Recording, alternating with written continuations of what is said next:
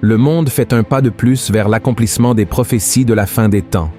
La vache rousse, si importante pour le rituel de purification du troisième temple, est déjà née en Israël, et maintenant il est juste question de temps avant que ce monument soit érigé et que l'Antéchrist surgisse pour remplir son rôle. Dans cette vidéo, je vais vous montrer quelque chose dont personne ne parle à propos des vaches rousses, et je vais aussi vous expliquer de manière très simple pourquoi elles sont si importantes. Vous serez surpris de voir à quel point les Juifs sont déjà avancés dans l'élevage et la reproduction de cet animal, qui doit être en parfait état selon les lois de Moïse pour atteindre son grand objectif.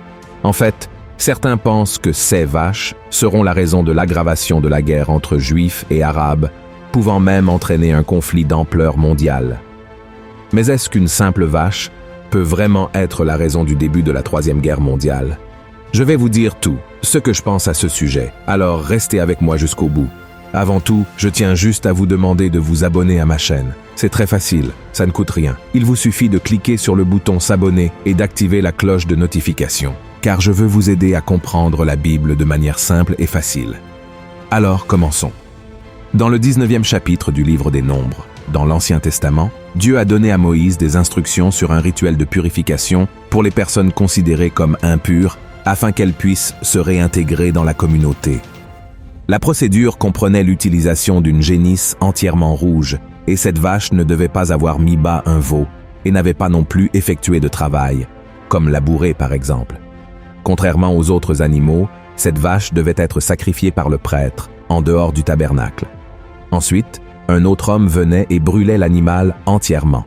Et tant le prêtre qui effectuait le sacrifice que l'homme qui brûlait la génisse devait se laver, restant impur jusqu'à la fin de la journée.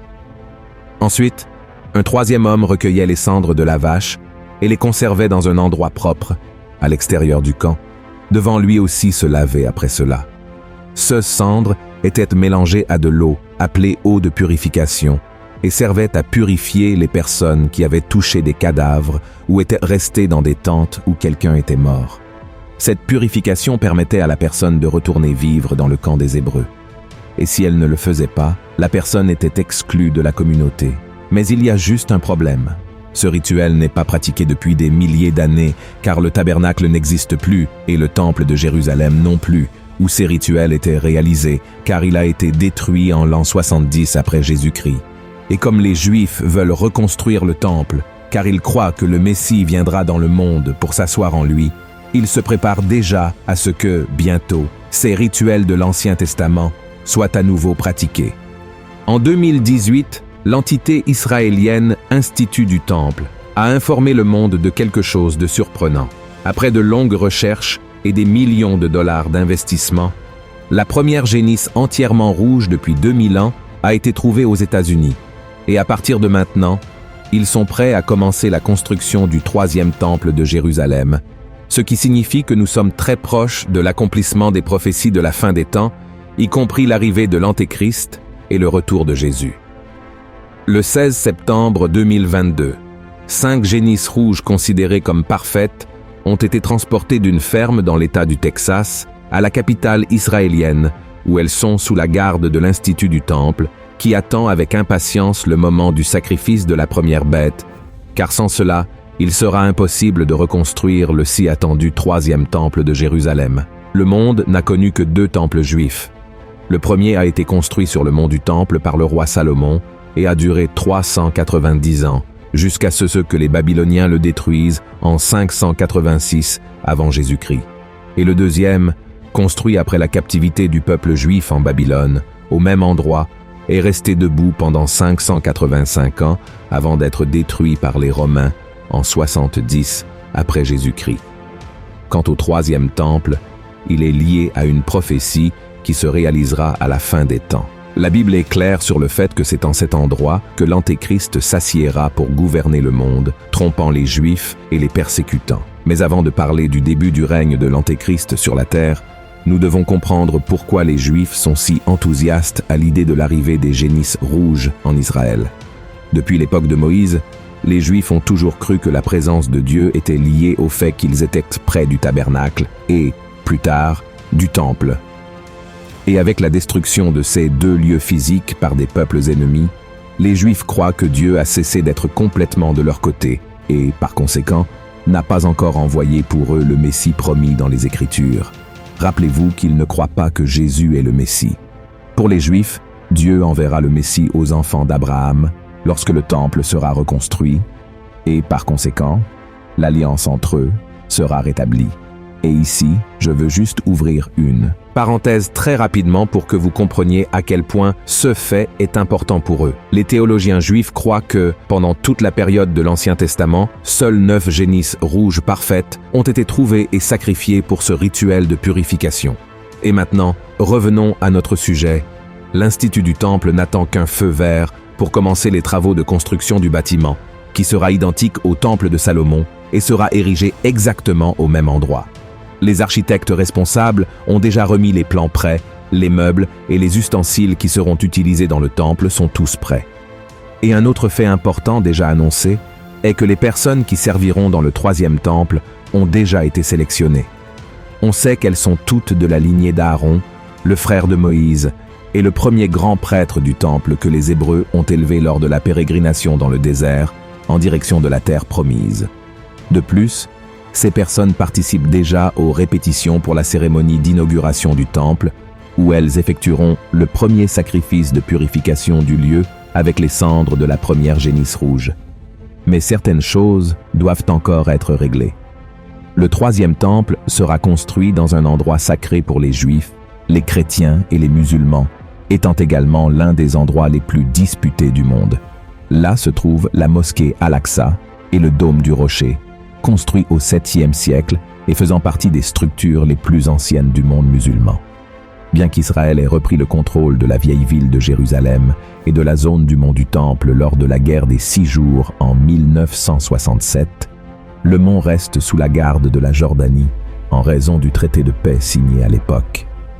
Les Juifs israéliens peuvent entrer dans le temple, mais ils ne peuvent pas y célébrer de cérémonies religieuses. Ainsi, pour que le 3e temple soit construit, les Juifs et les musulmans devraient s'entendre. Et c'est dans ce sens que les experts des conflits historiques entre les deux peuples affirment que la crise entre eux va s'aggraver à partir de maintenant, y compris avec la possibilité qu'une grande guerre éclate à cause de ce territoire. Les Arabes sont déjà au courant de l'existence des 5 génisses rouges sans défaut à Jérusalem et, pour cette raison, ils se préparent déjà à défendre vigoureusement leur territoire contre une éventuelle attaque d'Israël pour reprendre l'endroit où se trouve le dôme du rocher. Outre la question de l'orgueil, la théologie islamique croit en l'existence d'un être appelé Dajjal, une figure très similaire à l'antéchrist de la Bible, qui viendra avant le jour du jugement pour détourner les gens du vrai chemin. Il est décrit comme le grand trompeur et sera capable d'accomplir de grands miracles pour tromper les gens. Selon les enseignements islamiques, le Dajjal parcourra la terre pendant une période, trompant et amenant les gens à croire qu'il est divin, et il pourrait arriver exactement par le 3e temple qui sera construit par les Juifs. L'apparition du Dajjal est l'un des principaux signes de la fin des temps dans l'islam, et il sera finalement vaincu par le Messie islamique, le Mahdi, et par Jésus-Christ, qui, à leur avis, est seulement un grand prophète qui descendra des cieux et tuera le Dajjal. Mais malgré cette théorie de la vache rousse provoquant une grande guerre entre Juifs et Arabes, au point de devenir mondiale, je ne crois pas que cela se produira. Il est plus probable que l'Antéchrist profite de ce moment pour conclure un accord entre ces deux peuples, afin que le nouveau temple soit édifié à l'endroit où il y a encore tant de conflits aujourd'hui. Avec son pouvoir de persuasion, l'Antéchrist réussira à amener les 3 plus grandes religions de la planète à signer un grand traité de paix, et cet accord permettra enfin la construction du 3e temple à Jérusalem. Ce sera le signe pour que les Juifs croient que cet homme est le Messie qu'ils attendaient tant. Après tout, ils ont rejeté Jésus parce qu'ils n'acceptaient pas que leur Sauveur soit une figure commune, humaine et semblable à eux. Les Juifs ont toujours attendu un être supérieur, comme l'Antéchrist le sera, et c'est pourquoi ils seront facilement trompés. Et en revenant à la question du 3e temple, il y a des informations selon lesquelles, après l'autorisation de sa construction, le temple devrait être entièrement achevé en seulement 1 an, et c'est de cet endroit sacré que l'Antéchrist gouvernera le monde. La Bible montre que pendant les 3 premières années et demie, l'accord de paix conclu entre les nations sera maintenu et la terre vivra en harmonie. La grande majorité des gens aimeront et se prosterneront devant le grand leader mondial, mais à la fin de cette période, il rompra l'accord, commettant dans le temple ce que la Bible appelle une abomination, marquant le début de la pire période de la grande tribulation. C'est à ce moment-là que la colère de Dieu commencera à être déversée sur la terre et le peuple juif commencera à comprendre que le Messie qu'ils attendaient tant était déjà venu dans le monde il y a 2000 ans, mais a été rejeté par eux. Et le prophète Zacharie a prophétisé à ce sujet. Voyez ce que Jésus a dit par l'intermédiaire de son serviteur. Alors je répandrai sur la maison de David et sur les habitants de Jérusalem un esprit de grâce et de supplication, et ils tourneront les regards vers moi, celui qu'ils ont percé. Ils pleureront sur lui comme on pleure sur un fils unique. Ils pleureront amèrement sur lui comme on pleure sur un premier-né. En ce jour-là, le deuil sera grand à Jérusalem, comme le deuil d'Adadrimon dans la vallée de Méguidon. Mes frères, regardez ceci. À la fin des 7 années de grande tribulation, Jésus reviendra, vaincra l'Antéchrist, le faux prophète et enfin Satan. Ensuite, il rassemblera sa fiancée, qui sommes nous, les chrétiens, avec le peuple de la nation élue, les Juifs convertis, et nous vivrons tous en paix dans la nouvelle Jérusalem, un lieu éternel, où il n'y aura ni douleur, ni mensonge, ni méchanceté, ni pleurs, ni tristesse.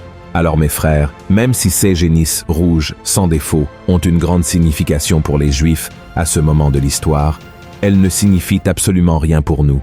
Dans le passé, dans l'Ancien Testament, elles représentaient l'offrande pour la purification du péché, apportant une nouvelle vie et une rédemption au peuple. Et sans la mort de cet animal si rare, les impurs ne pouvaient pas retourner dans la présence de Dieu. Et cela symbolise ce que Jésus a fait pour nous sur la croix du Calvaire. Il s'est sacrifié pour que nos impuretés soient lavées une fois pour toutes et que nous puissions entrer dans la présence du Seigneur. Les cendres de la génisse rousse représentent la mort de Christ et l'eau de purification représente son sang.